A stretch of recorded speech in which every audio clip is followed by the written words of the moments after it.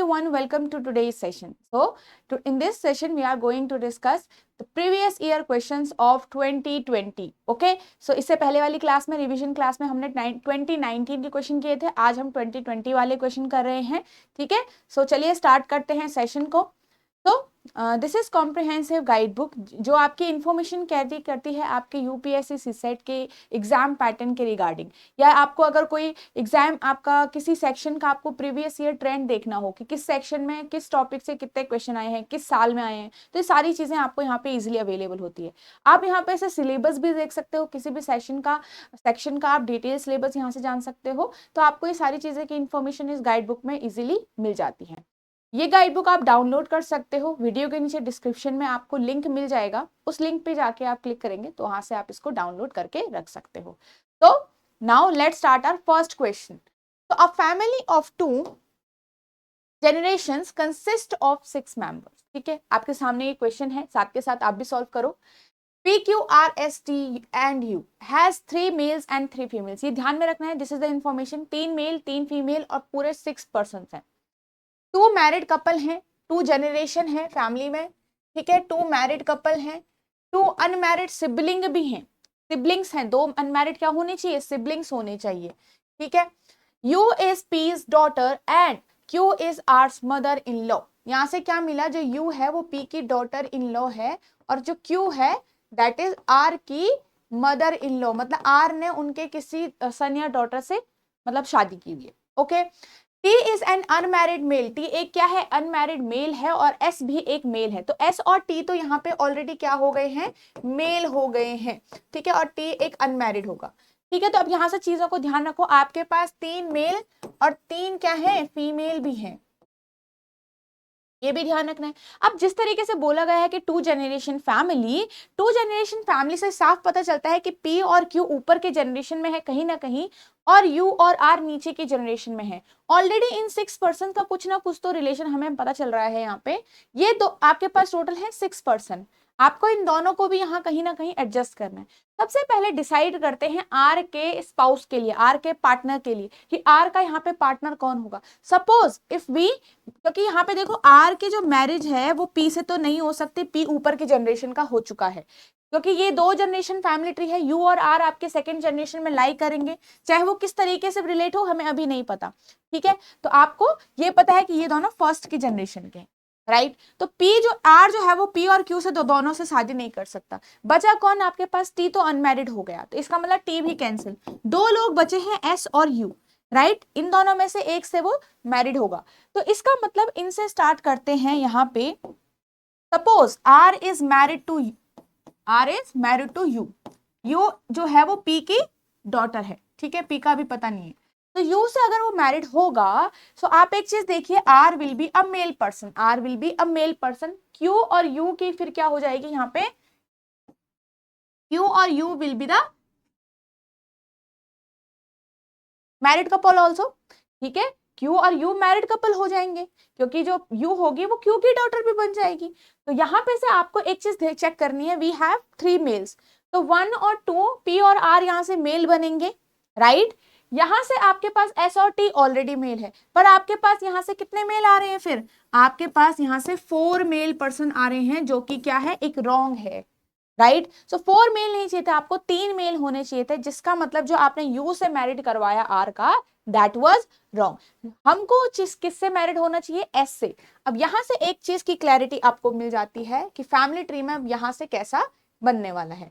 ठीक है, तो Q S married to R. अब आपको ऑलरेडी दिया गया है S इज अ मेल, तो S एक मेल है, R एक फीमेल है. Q जो है वो मदर इन लॉ है, Q एक फीमेल हो जाएगी. ठीक है, अब एक चीज आप देखिए, आपको 2 मैरिड कपल भी चाहिए. अब आप किस किस को मैरिड करा सकते हैं ज्यादा से ज्यादा. T तो अनमैरिड हो चुका है, ये 2 मैरिड हो चुके हैं. Q और P को मैरिड कराना पड़ेगा आपको, क्योंकि P के नीचे U is the daughter of P. U से तो आप इसकी शादी नहीं करा सकते, राइट. तो क्या आपके पास एक ही ऑप्शन बचा है, P और Q शुड बी मैरिड. अब P एक मेल बन जाएगा, फिर Q मैरिड कराया, क्योंकि 2 मैरिड कपल चाहिए. T उनमें से मैरिड नहीं हो सकता, 3 यहाँ ऑलरेडी आ चुके थे. U से ये मैरिड हो नहीं सकता, तो किसका बचेगा आपके पास, P ही तो बचेगा. सो यहाँ पे U और S बन गए यहाँ पे सिबलिंग्स और P और Q बन गए मैरिड कपल। 3 आपके पास फीमेल आ रही हैं, P एक मेल पर्सन है, 3 मेल पर्सन भी आ रहे हैं, राइट। अब इसमें बोला है कि 2 अनमैरिड सिबलिंग चाहिए आपको, 2 अनमैरिड सिबलिंग आप डाल दीजिए यहाँ पे, T को मेल बना के यहाँ पे डाल दो, कंप्लीट। 2 मैरिड कपल, 2 जनरेशंस, आपके पास 3 मेल हो गए हैं, 3 फीमेल भी हो गए हैं। नाउ चेक, अब यहां से चेक क्या करना है, इसमें क्या करेक्ट होगा। Let's, R is U's husband, क्या आर यू का हस्बैंड है? No, this is wrong. R क्या एस की वाइफ है? Yes, R is the wife of S, so this is correct answer from him. Okay, चलिए आगे चलते हैं। This is the next question. 2 statements given और किया हमको, we have 4 members P Q R and S। तो 2 statement given है, question पूछा गया कि among P Q R and S which one of the following is the largest, कौन है इनमें से लार्जेस्ट, ये फाइंड आउट करना है। आपके पास इंफॉर्मेशन वहां दोनों में गिवन है, आपके पास ये ऑप्शन गिवन है, ठीक है। देखेंगे अब, R is greater than P as well as Q। First से पता चलता है कि R जो है वो ग्रेटर है P से भी और Q से भी, बट यहाँ पे से लार्जेस्ट का पता नहीं चलता because we do not know about the 4th person. Now second information, second बस ये कह रहा है कि S is not the largest one, S is not the largest one. If S is not the largest one, the someone will be the largest one, जो जिसका आपको पता ही नहीं, we cannot determine here। so ये भी आपका alone sufficient नहीं है, A और B तो यहीं पे कैंसिल हो जाएंगे। Now we can combine both the statement 1 plus statement 2। आपको पता चला that R is greater than P and Q and S is not the largest one, so it should be R। why? because S जो है वो यहाँ पे नहीं आएगा, और ये जो R है वो ऑलरेडी 2 पर्सन से तो बड़ा हो ही गया, इसका मतलब R is therefore R is also greater than S। R अब तीनों पर्सन से बड़ा है तो R should be the largest, right. So किससे पता चला आपको? दोनों ही इंफॉर्मेशन को ऐड करके पता चला, राइट। चलिए आगे देखते हैं यहां से next question. A man walks down the back side of his house, ठीक है, साथ के साथ करना है। Starting 25 meters, then turns to right and walks to 50 meters again, then he turns towards left and again walks 25 meter if his house faces to the east। अब वो यहाँ पे से बोल रहे हैं अगर उसका हाउस जो है वो ईस्ट की तरफ फेस करता है, what is his direction from the starting point, direction पूछा। अब एक चीज बताओ, अगर उसका हाउस जो है वो ईस्ट की तरफ फेस करता होगा, ईस्ट इस साइड हो गया, तो back side of the house will be towards the west side, right. Back side of the house, ये ईस्ट है तो back side of the house will be towards it this side and he started his journey towards the west now, it means, right, क्योंकि वहीं से वो start किया है।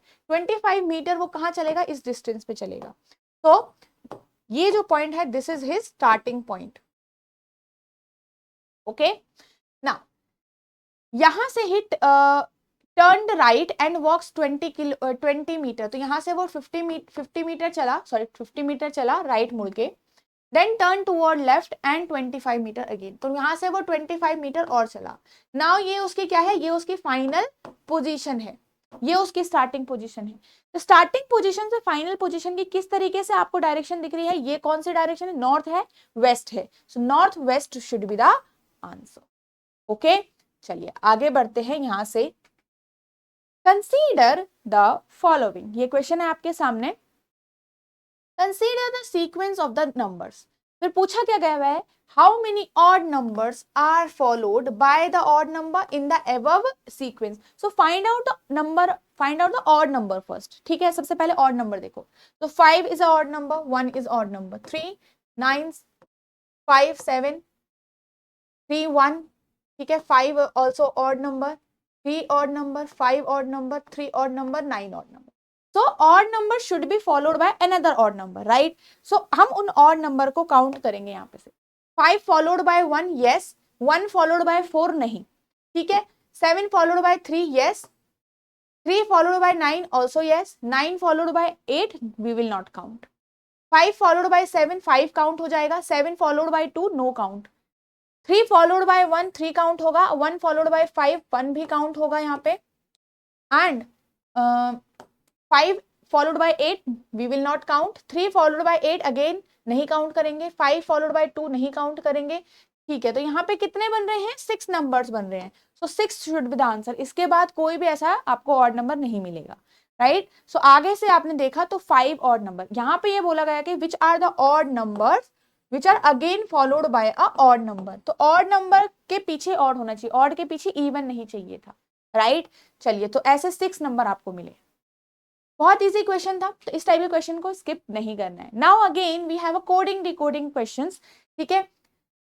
A to Z are numbered from 1 to 26 respectively, मतलब similar है, उनकी place value के हिसाब से आपको ये कोडिंग की गई है।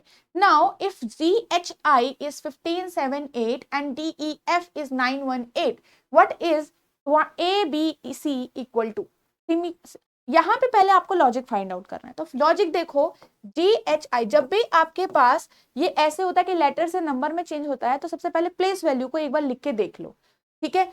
जो मैथमेटिकल ऑपरेशन होता है वो ज्यादातर कहाँ लगेगा, प्लेस वैल्यू पे ही लग रहा होगा, तो 7, 8 और 9 इनकी प्लेस वैल्यू होती है, राइट। अब ये इतना सा नंबर आपका 7 है, यहाँ पे 1578, ये कैसे बना होगा, हो सकता है इन सबको एडिशन करके प्लस करके किसी से मल्टीप्लाई किया होगा, नहीं। अगर हम इनको ऐड भी करते हैं एक बहुत छोटा नंबर बनेगा, राइट। सो हम क्या करते हैं, इन सबको ही हमने देखा, जो एक नंबर दिख रहा है 15 आगे से, हो सकता है 2 7 15, 2 7 18, मतलब 2 7 14, यहाँ से एक कैरी होके 15 बना होगा, राइट। अगर हम इसको चेक करते हैं और ये फुलफिल होता है, तो सेम लॉजिक हम दूसरे वर्ड में भी चेक करेंगे। तो 2 9 18, 1 17, 1 15, तो यही नंबर हमें मिल रहा है। Let's check this in the DEF also. So DEF 4, 5 और 6, अब इनको इसको मल्टीप्लाई करो 2 से कंप्लीट, 2 6 12, 1 और आपके पास हो गया 9, सो 912 भी आ रहा है हमारा, ये इसका मतलब यही हमारा लॉजिक लग रहा है। सबके प्लेस वैल्यूज को डायरेक्टली आप क्या करो, तो ABC को आप कैसे लिख सकते हो, 1 2 और 3 वेरी इजीली, एंड इन सबको अब 2 से जब मल्टीप्लाई करोगे तो 2 3 6, 2 4 2 4 एंड 2, तो यहाँ पे आंसर में क्या दिख रहा है आपको, 2 4 6 should be the answer. Okay, so this was the correct answer. Okay, so I hope आपने सारे ही क्वेश्चंस अच्छे से सॉल्व किए हैं, ठीक है। आपके कितने मार्क्स आएंगे जरूर कमेंट सेक्शन में बताना। Okay, so this is the course here, this is the complete features of the course where you get the concept classes which will be in the recording form, ठीक है। आपको सारे ही section में सारे ही topics के जो भी आपके इंपॉर्टेंट है यूपीएससी के लिए, ठीक है, very important topics will be in the recorded form, and आपके पूरे प्रीवियस ईयर क्वेश्चंस भी उसमें सॉल्व रखे हुए हैं, ठीक है, वो आपको ऑलरेडी रिकॉर्डेड मिलेगा। Then test series are there, full and test series, आपको अगर सेक्शनल टेस्ट सीरीज देना है, टेस्ट देना है, आपको अगर किसी टॉपिक का टेस्ट देना है, तो तीनों काइंड के आपको टेस्ट सीरीज यहाँ पे अवेलेबल होगी। Then weekly live doubt sessions will be there, and then live revision classes will be there, ठीक है। सो ये सारी चीजें हैं आपके उस कोर्स के अंदर। सो आपको लगता है अगर आपको ज्यादा जानने की जरूरत है, इस कोर्स में डिटेल जानने की जरूरत है, आपको लगता है कि ये आप कोर्स आपकी हेल्प कर सकता है आगे सीसेट को क्रैक करने के लिए, so you can join us and you can get the details from this number. Okay, so Telegram group join करें, सारी पीडीएफ के लिए आपको सारे सेशंस के जो पीडीएफ हैं वो उस टेलीग्राम ग्रुप में मिलेंगे, and then you can practice from. Okay, so let's we will meet in the next video.